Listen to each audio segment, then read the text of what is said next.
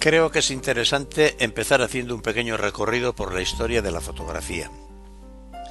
Ya en la antigua Grecia, en el siglo III a.C., Aristóteles construyó la primera cámara oscura que se conoce para encontrar una explicación al fenómeno de la luz. La cámara oscura consiste en un compartimento cerrado con un pequeño orificio en una de sus paredes. Al pasar la luz por el agujero, esta proyecta una imagen invertida en la pared opuesta. El tamaño de la imagen aumenta al aumentar la distancia entre la pared en la que se ha practicado el agujero y la pared donde se proyecta la imagen. En el dibujo que vemos se representa una cámara oscura que se empleó para observar un eclipse solar en el año 1544. En el dibujo de la izquierda podemos ver también una cámara oscura portátil que empleaban los pintores para dibujar paisajes, etc.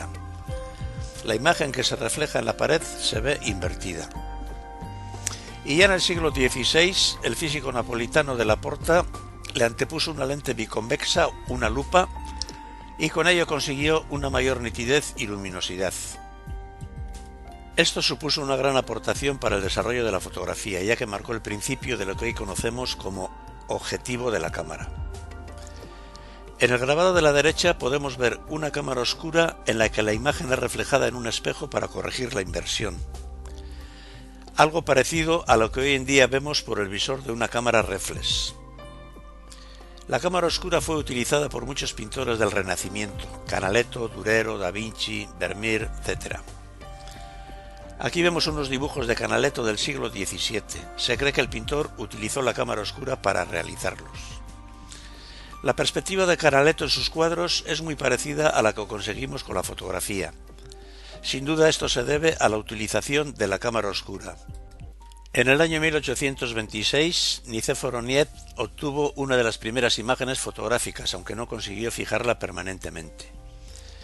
Pero después consiguió fijar la primera fotografía que se conserva y se conoce como vista desde la ventana en Le Gras. Se obtuvo con una cámara oscura y una exposición de 8 horas sobre una emulsión química de sales de plata. Poco después, Niepce y Daguerre entran en contacto y firman un acuerdo. Al poco tiempo muere Niepce y Daguerre continúa con los experimentos.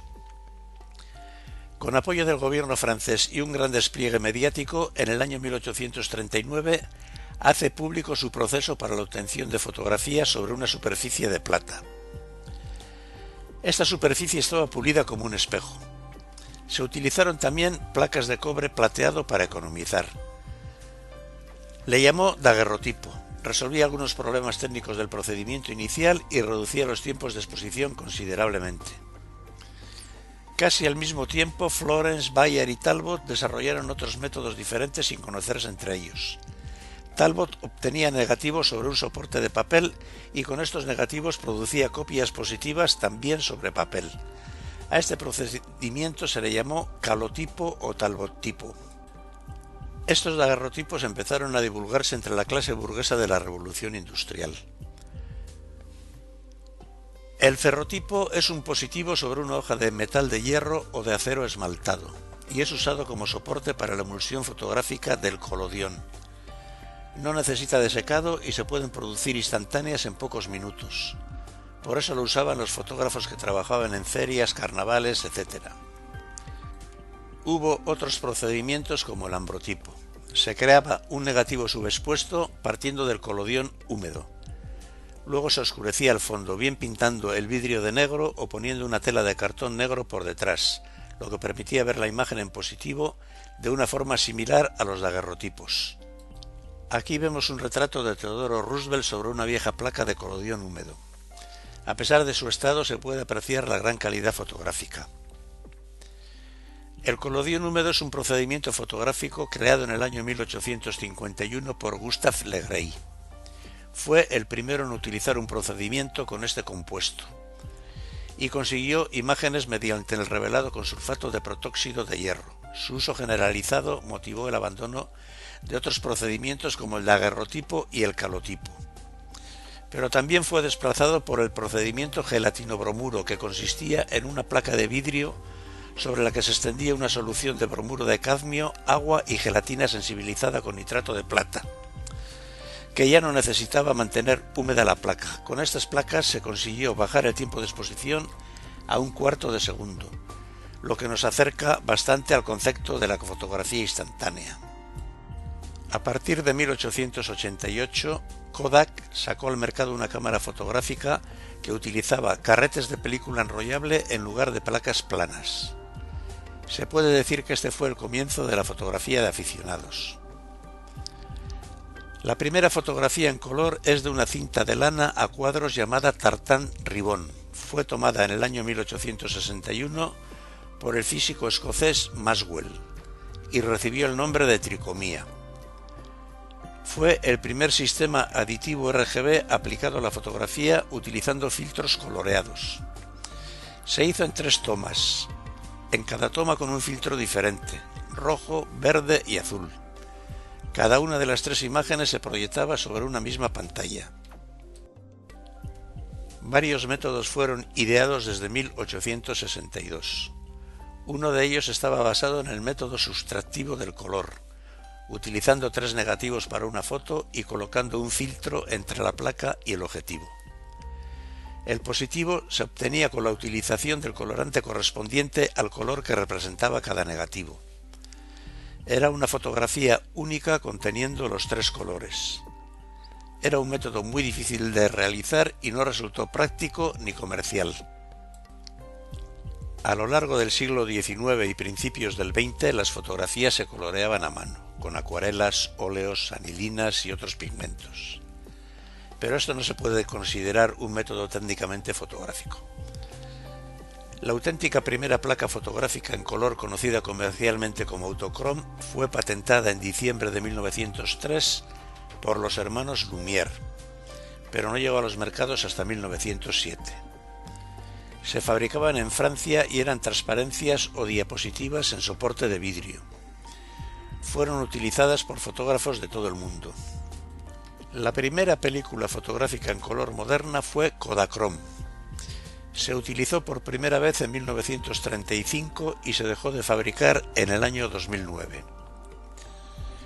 Las demás películas modernas se han basado en la tecnología desarrollada por Agfacolor en 1936 y han ido mejorando hasta la aparición de la fotografía digital.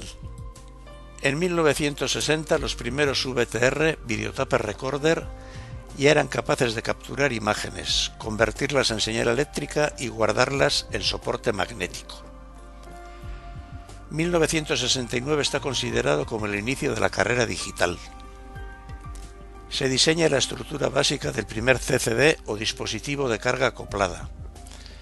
Este sistema, planteado como un sistema de almacenamiento de información, es utilizado un año más tarde por los laboratorios Bell como un sistema para capturar imágenes al construir la primera videocámara. En 1975, Kodak encargó al ingeniero Steve J. Sanson la construcción de la primera cámara digital que se tiene constancia. Tras meses de trabajo consiguió un prototipo que utilizaba sensores CCD. Pesaba 3,60 kilos y solo hacía fotografías en blanco y negro. Tenía una resolución de apenas 10.000 píxeles.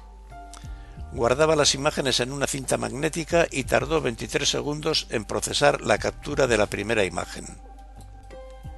El primer modelo que se comercializó fue la Nikon Model 1 en 1990. En realidad era un accesorio de PC. Disponía de un foco fijo con una profundidad de campo de 3 metros a infinito y un obturador electrónico de un 25avo de segundo. También tenía una unidad de flash incorporada.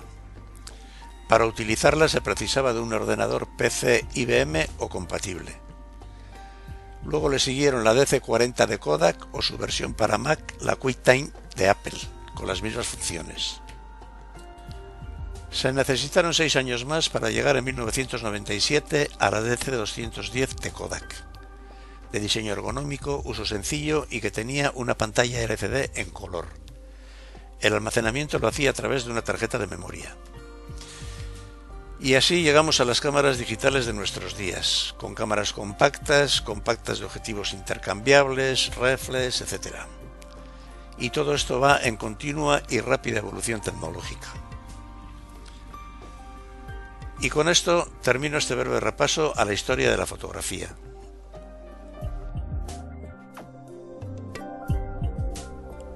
En el siguiente capítulo hablaremos del equipo fotográfico y de los elementos que lo componen.